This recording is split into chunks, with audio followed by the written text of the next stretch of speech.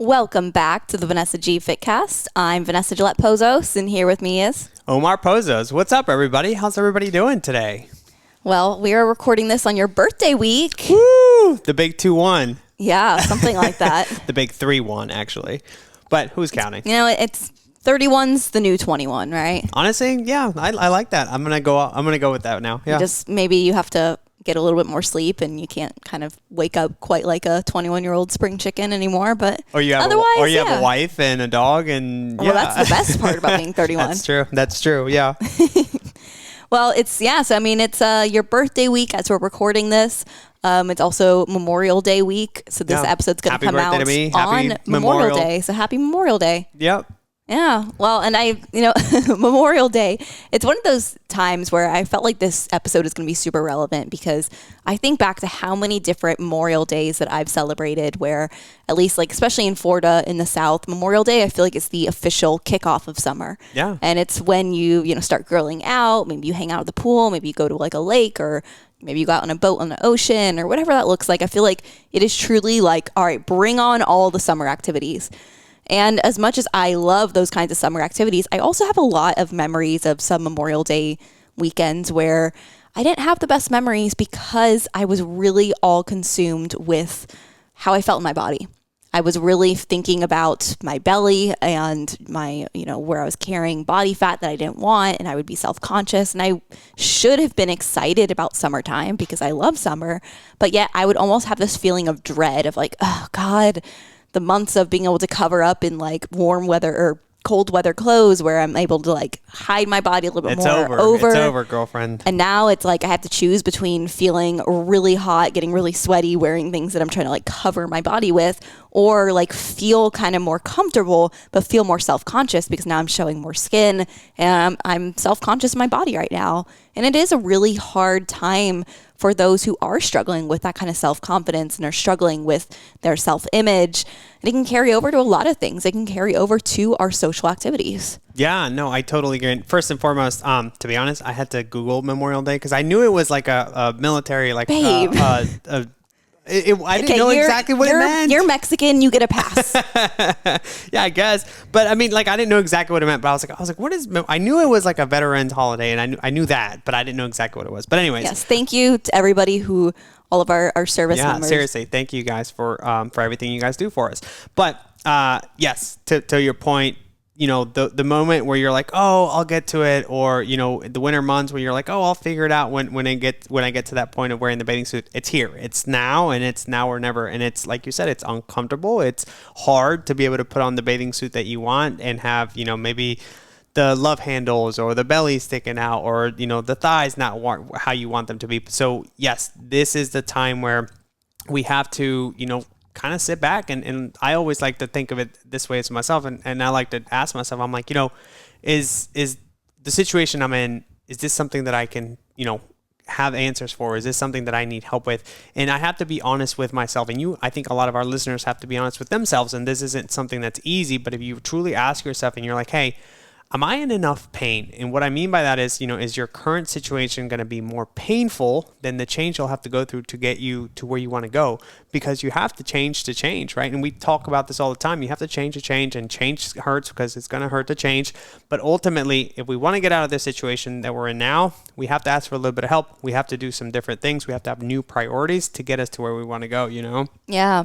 And, it's one of those things where it's if you really want a wake-up call, I just looked up the average American lifespan right now is 77 years old, which is kind of terrifying. But that is terrifying. If we take into account that, come on, I just turned 31. You're going to look up the average lifespan I'm just saying of an American? This is the truth of if you want a little bit of a wake up call. For myself, a lot of times it's easy to think about oh my God, I have so many years left in my life. Mm-hmm. But when you think about how many summers do we have left, because summer goes by so fast. Every single year, it's summer starts and then suddenly it's summer's over and you're mm-hmm. what just happened?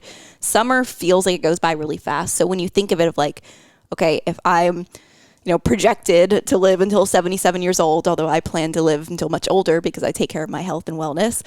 But let's just say average American lifespan, I'm living until 77 years old. I have, about 50 or so, 49 years left. Yeah. Which means I have 49 summers left, which is kind of crazy. And so it's think about it this way. how many summers do I want to continue to feel uncomfortable in my body? How many more summers do I want to continue to dread the clothing that I want to be able to wear? How many summers do I want to continue to feel self-conscious when I go out to the pool and not feel like I'm able to be in the moment and enjoying time with friends and family? I don't want that to be any more summers. And that's why for me, I like to take care of these things as fast as possible and really take action to get my body to a good place. And that's what really stemmed me wanting to share this episode with people, is that I know there are a lot of women out there that are self-conscious in their bodies right now. And specifically, sometimes we're self-conscious of our tummies. Like as women, it's an area that a lot of us get self-conscious about. There's I think a lot of people do. I mean, even for me as a guy, like, you know, my tummy, the beer belly, you know, the gut, all that stuff, that's where, you know, a lot of my stubborn fat kind of tends to hold on to. And, you know, it's the thing that over the years of fitness, that's probably the one that I'm most self-conscious. Yeah. Yeah. It's the part that I'm most self-conscious about, because it's hard and you can't get rid of it. You can't hide it if that makes sense, you know? Yeah, well, you can get rid of it, and that's what we're actually going to talk about today. Good point. We're going to talk about our top tips for a flat tummy. And let's be honest, everybody wants a flat tummy. Everybody I want a flat tummy. Like, everybody does. We, as a culture, we are infatuated with the concept of a flat stomach. And really, like, there's science to even understand why we have this attraction to the flat tummy, to the flat stomach. It can be, at the end of the day, an indicator of health. You know, the waist circumference, it is a data point, it is a measurement, and it has been shown to be a better data point than what is more widely used, which is BMI. It's a better indicator of health than BMI is, which shouldn't be surprising. I think BMI is ridiculous and should not really be used. It's not a very valuable data point, but waist circumference, it's more valuable than weight, it's more valuable than BMI. It can really be a big predictor of health, and that is because our abdominals, that's where we can store adipose tissue, which is a much more dangerous form of fat tissue. It's a more dangerous form of body fat that is associated with a lot of disease. And so at the end of the day, like, we have evolved as a species to want to mate with somebody who is healthy. And when you are trying to, like, deep down, evolutionary, like, the things that we are attracted to do typically point back to improved health. You know, there's things that we're always seeking out: health, money, safety. Like, these are some of our core, what's the word I'm looking for? Like, they're our core drivers as human beings. And so subconsciously, that's typically things that people are attracted to. And so that's why, as a species, we tend to be more attracted to this concept of a flat stomach, a flat tummy, because we want that improved health. We want to feel healthy. We want to look healthy. And we want to mate with somebody that is healthy and that isn't going to, you know, die on us next year. Yeah. What attracted you to me? That's a tough one. Was it was it the finances? Was it the your 25-year-old finances? Was it the muscle, the calves? What was it? Let's be honest. We were at a CrossFit gym at the time, and, you know, I saw you go and squat one time, and I saw those calves, and I was like, "Woo! I want to mate with that guy." Is that what you said? That was the exact phrase that popped into my head. I want him to have, or I want to have his offspring. All right, now we're getting off tangent. No, let's get back to it. So, how do you get a flat tummy? Really, there are 4 things that you need to have in order to have a flat stomach. If any of these 4 things are missing, it will show up in your belly, whether it's belly fat, whether it's bloat. In some way or another, you're going to have a bigger belly than you likely want. So let's break it down one at a time. What are the 4 things that you need to have if you want to have a flat tummy? Number 1, you need to be lean. This one shouldn't be a huge surprise.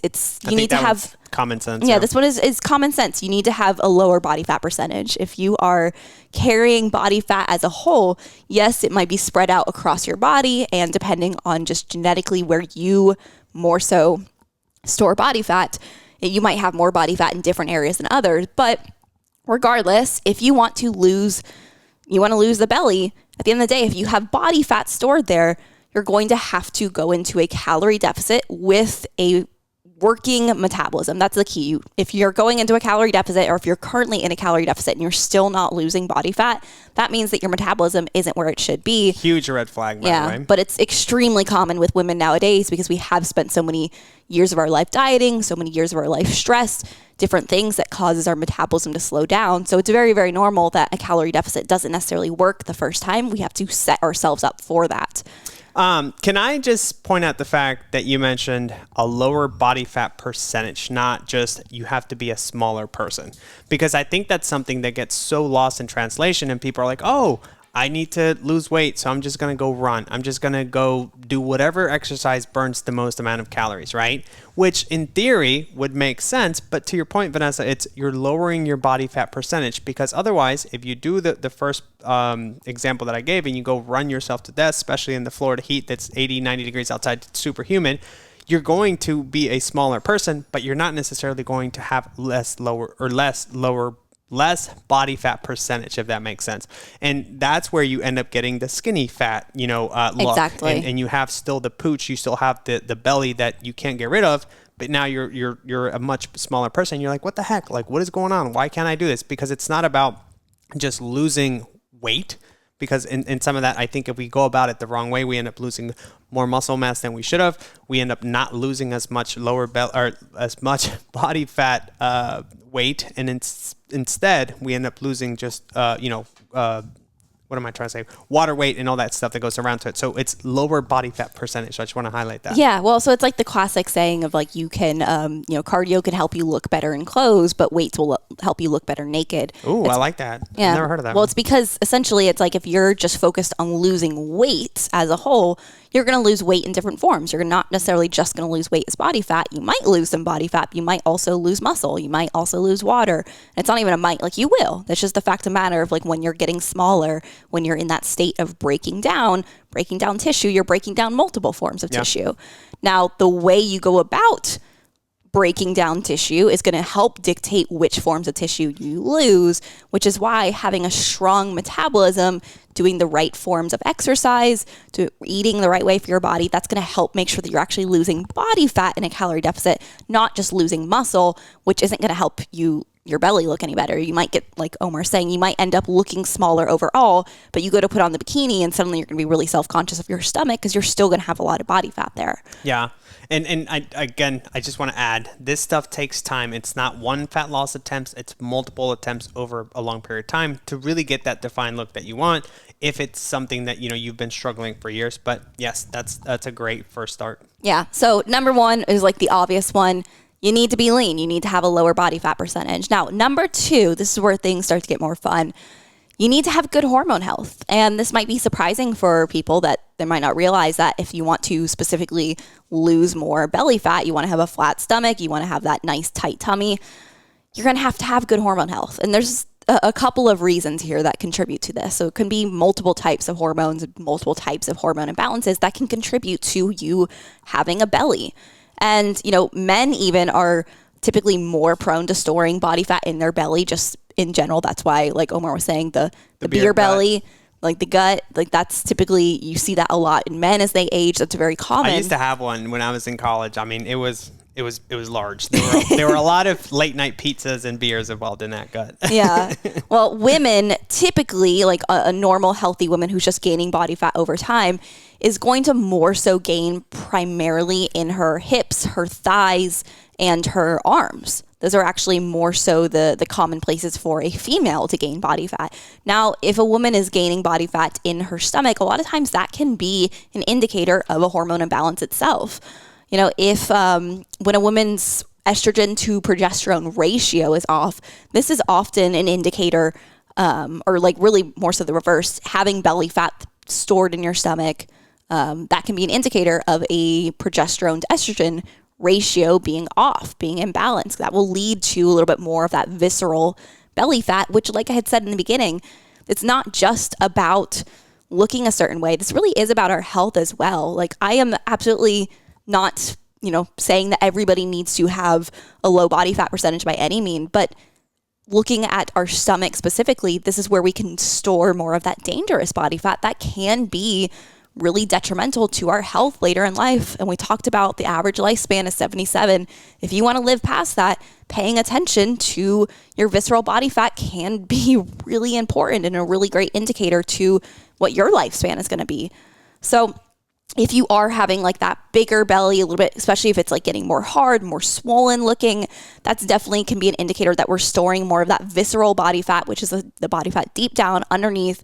It's the unhealthiest body fat. It does contribute more to just all-cause mortality more than any other form of body fat. So it can be something to really pay attention to. We want to make sure that we do correct those hormone imbalances to just improve our health as a whole, not just to, feel confident in a bikini, but just to actually feel good overall. Isn't that crazy? The fact that, some people look at this type of stuff, or they have the visceral fat, and they're like, oh, yeah, that's just genetics. That's just how I'm supposed to be. Right. But when in reality, if you look underneath the hood, for lack of a better word, you really can do a lot of things to optimize how you look and to optimize your health, to optimize how you feel in general, because it's not about just addressing the symptoms and putting band-aids on them. It's about addressing that root cause and getting down to the bottom of what's causing you to feel this way, to look this way, and fixing it for good, Yeah, exactly.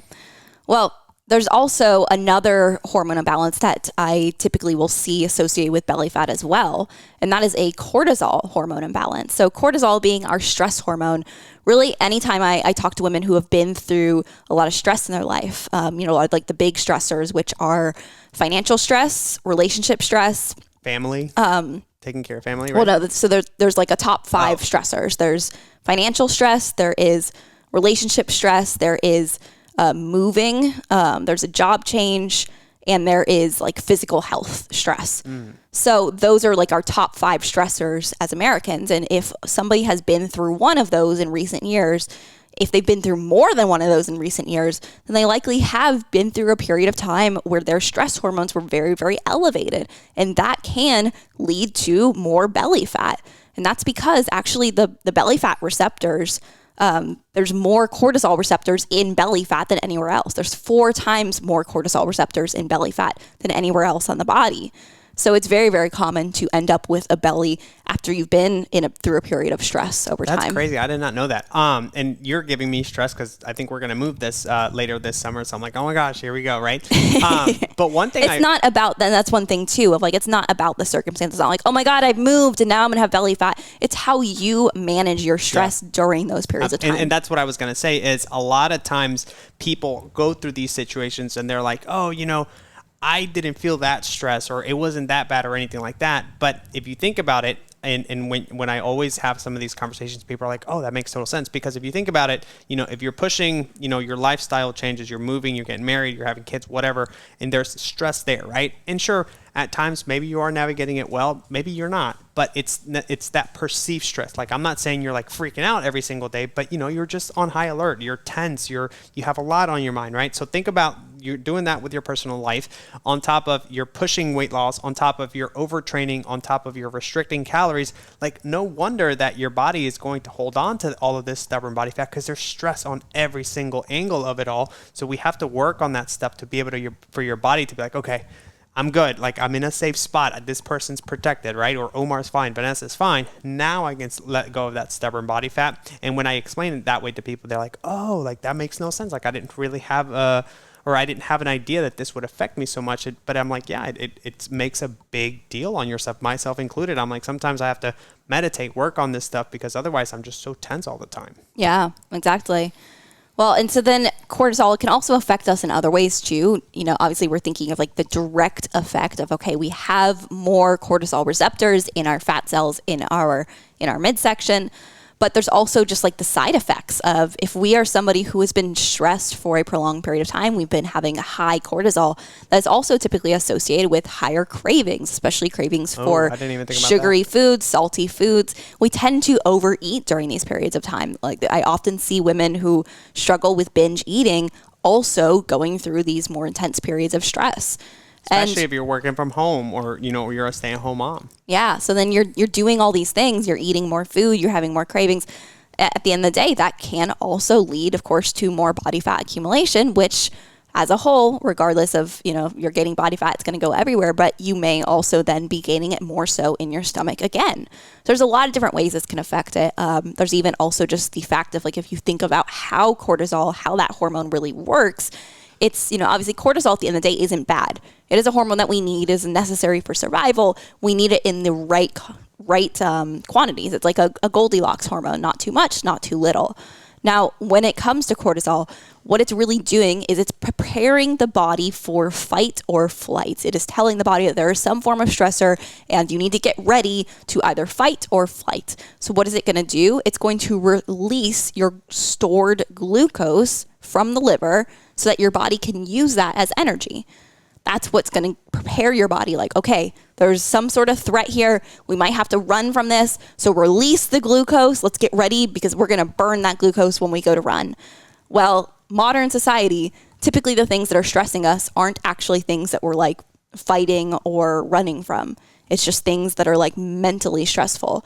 So, when you're sitting at your desk all day long and you're dealing with this work stress or the financial stress or whatever these things are, you're sitting there, your body is releasing that glucose, getting ready to use it, but you're not actually burning it because you're just sitting there feeling stressed. So now that glucose is being released in the bloodstream, that's going to have effects on, there's going to be a downstream effect there as well that will ultimately lead to body fat. But on a more acute level, what's more so going to happen is that now that glucose that's been flowing in your bloodstream not being used up is going to have to go now get stored as body fat for later use. And typically that's where it ends up getting stored in our midsection. So there's a lot of different ways that these hormone imbalances are affecting belly fat. And that's why it's number 2 on the list. You need to have healthy hormones. It's super important. Yeah, that's crazy. Honestly, I mean, my mind was kind of blown because I didn't know how in depth, how intricate. I knew that obviously the human body was very intricate, but not to that extent. I mean, it's crazy. Yeah, it is a web of intricacies for sure. Well, let's move along here. So number 3, if you want to have a flat tummy, you want to have that nice tight tummy, you need to have good gut health. Are we talking poop here? We're talking a lot of things. So I mean, yes, we're talking poop, we're talking bowel movements. You need to be having at least one bowel movement per day is going to be the healthiest sign of a good gut right there. If you're having a normal bowel movement at least once a day, that's a good sign. Now, if you're not and you're getting constipated, that of course as well, you're storing more into your belly. You're going to look more bloated. You're going to look more swollen. You're going to have more of a belly. And this can be even the leanest of individuals. I see women who are really low body fat percentage, yet they still have a belly because their gut health is off. And a lot of times that can even happen if we go about dieting the wrong way, if we go about that calorie deficit the wrong way. Oftentimes we can aggravate our gut, and then it's like we get skinnier overall, but now our gut is more swollen than before. And that right there is really aggravating. Yeah. I mean, it's the inflammation overall that you're like, holy crap, like how do I, no pun intended there, but how do I get rid of this stuff, Yeah. But I mean, this, your gut health, there's so many different avenues we could take this. But I mean, even just think about, a lot of people, there are certain foods that you probably can even think of in your head of like, oh yeah, that food I know just does not agree with me. Like I know if I eat that, I'm not going to feel my best. So what happens to you when you eat something that doesn't fully agree to you? You are probably getting really bloated, right? You're probably feeling more uncomfortable. You're probably just after the meal feeling like, oh my gosh, I need to like lie down here. I need to like unbutton my jeans, whatever that looks like. We've all been there. Like I have my, like when we were younger, we'd call them our burger pants. When we were younger, my mom and I would always pick up Five Guys every Friday after my riding lesson. This was like middle school age. And we always would joke that we'd get home and my mom would be like, time to put on the burger pants. We'd like put on our stretchiest pants possible.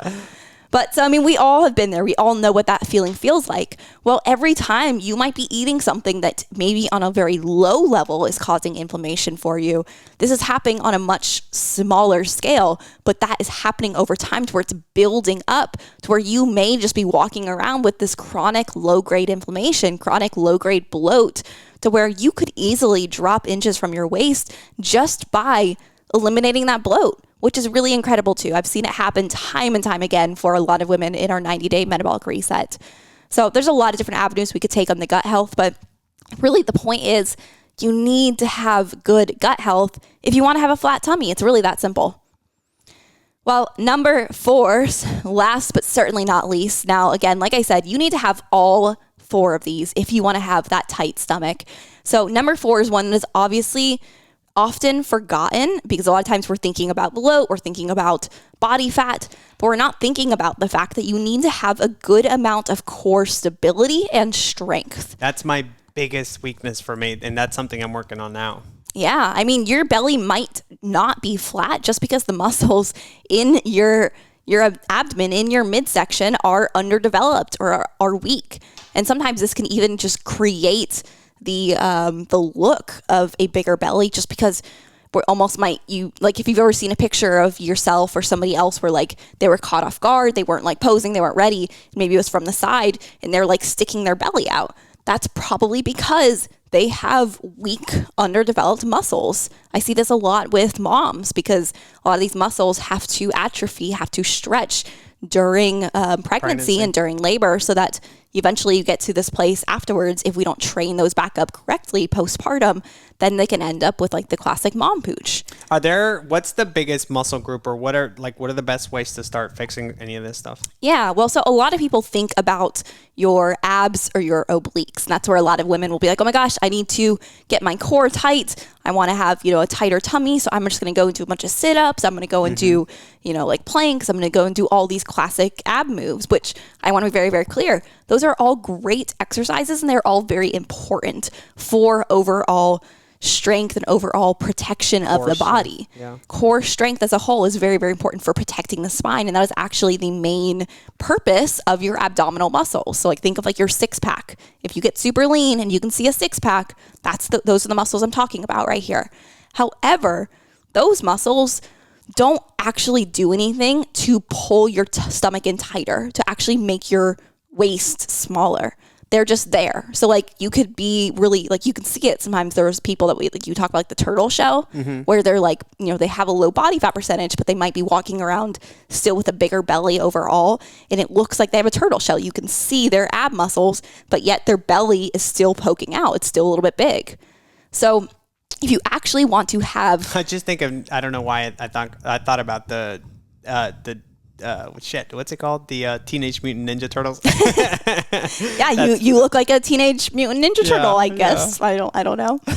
Well, okay, so if you want to have a tight tummy, you want to have that flat stomach, you need to train the right muscles that actually pull your tummy in like a corset, and that is your TVA, your transverse abdominis. This is an often very forgotten muscle group that like typically I don't see most women training, and it's because there's some different unusual exercises we can use to train this, but your TVA, if it's weak, it's underdeveloped, that's not going to hold it in. If it's trained, if it's strong, that's when you're going to find yourself like having those candid photos of yourself shot where the belly's sticking out. Where you don't have a belly sticking out is because your TVA is working. Yeah. And so that's where we want to get to, is where your TVA is strong so that you aren't standing there thinking like, oh, I need to suck it in. You just automatically are held in because that muscle group is strong. So it's not weak. It's not like giving out from the times that you do suck in. Yeah. I've started doing, Ness, I mean, we talked about this on Sunday, but I started doing some of those exercises and I was like doing the breathing and all that stuff that comes along with it. And I'm not going to lie to you guys. Like I'm 31 and I would consider myself to be in like decent shape, pretty good shape. And when I go to do these things, like my whole stomach like cramps up and I'm like, oh my God, I'm like, have I never been working on this stuff? And I guess I haven't, but this stuff is freaking hard. And when you start to work on it, you start to realize just how weak like some parts of your stomach really are, of your abs. So it's really important to work on this stuff. Yeah. So I'm actually going to talk about and really show and give examples of my favorite exercise to train your TVA and to really tighten up your tummy just from this exercise alone. I've actually seen women visibly lose inches because they're just tightening up their TVA. They're not actually losing body fat or anything else. So I'm going to actually share what my favorite exercise to train your TVA is and to really get that tight tummy in a challenge that we are going to be starting next week. Ready? Super excited for this. I'm so annoying with the sound effect. Oh man, I just try and smile along, you guys. Hey, listen, you were the one that was like, that guy, I'm mating with him. So you chose me. Yeah. So it's too late now. Let's continue to believe that story. Well, honestly, let's be clear here, you guys. Like, if you are listening to this podcast right now, you probably are self-conscious of your belly, and I want you to know that that's okay. There are so many women who are self-conscious of their belly. I mean, we talk to women every single day, and that's probably the number one thing I hear is that I'm really just dreading putting on my bathing suit this summer. Like, I hate being that person who goes to the pool and is always wearing the oversized t-shirt and doesn't want to be in my bathing suit around my friends or my family. And, I'm always feeling like I have to wear like huge sundresses during the summer because I can't wear anything tight and fitted because of my belly. Like, these are really common complaints I hear all the time. And if any of these resonate with you, if this sounds like you, then I want to invite you to join our free 5-day Beat the Bloat challenge kicking off on June 5th. That is next week if you're listening to this on the day that this is released. And you are not going to want to miss this. This is for anybody who maybe struggles with any of the things we talked about here. If you're struggling maybe with gut health, maybe you're feeling bloated, maybe you're burping, maybe you're tooting, like you might be having some symptoms of some gut health things going on. We're going to talk all about gut health and how to clear that up within 5 days, or to at least begin to clear that up, begin to clear up some of these symptoms within 5 days. This is for any women who, you're busy and you want to get fit for summer, but you just don't really know where to start. You don't have the time to figure it out on your own. I'm going to give you the first steps to really take to start to get in shape for summer.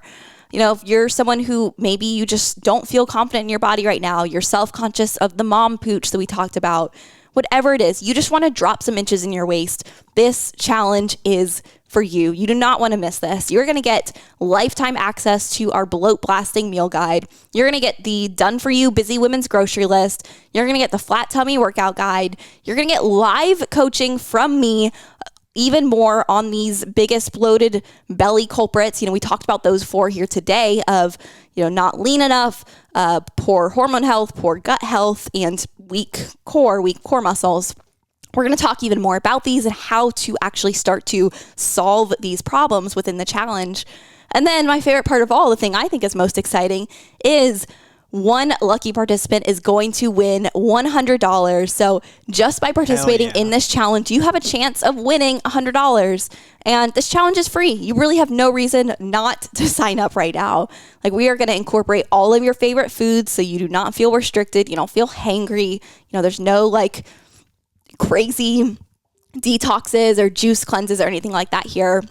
We're really going to do this in a way that's going to be sustainable for you so you can get results without cutting out your favorite foods. Yeah. And I just want to say, Vanessa, I know how hard you've worked on this. This by far is probably the best challenge that we've been able to put together. I mean, the stuff that everybody gets, the amount of work that you've put into it. I mean, you spent a whole day at a coffee shop just working on some of this stuff, right? Because you wanted to deliver the best things that we could.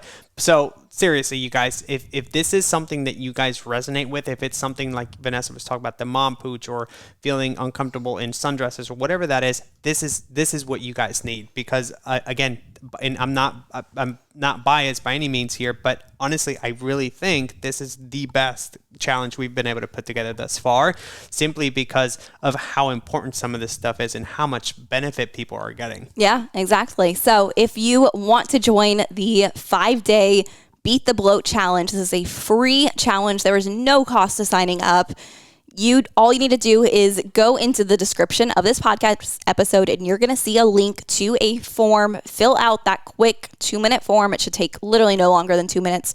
And once you submit that, we'll reach out to confirm if you were accepted into the challenge, because we do only have 50 spots available for this challenge. So once they're gone, they're going to be gone. And if we have more demand than that, we might see if we can do another one soon. But hurry up, fill that form out as soon as you can, and get on in it, because this is going to be an awesome challenge. I'm excited. This is awesome. I'm so excited for this. I just love doing this stuff, because like I've said before, I know I just want to help as many people as possible. So doing free challenges like this periodically, I try to do something like this twice a year, and it just makes me happy. It's fun for me to be able to connect with more people, reach more people, and just help more people, give them access to this kind of information for free. So again, go join the challenge, find the link, click the link there, fill it out, and we'll let you know if you're accepted. But Thank you so much for listening to this episode. If you enjoyed this, share it with a friend. Send it to somebody who you think would help. If you think somebody would benefit from the challenge, send them that as well. Again, it starts June the 5th, yeah, right? I think it's always more fun to join these things with friends. So maybe join and then send it to a friend and let them know that you're doing it and encourage them to do it too. Yeah. But it starts next week, June 5th. We'll see you there. Thank you so much for listening. We'll be back next week. See you guys.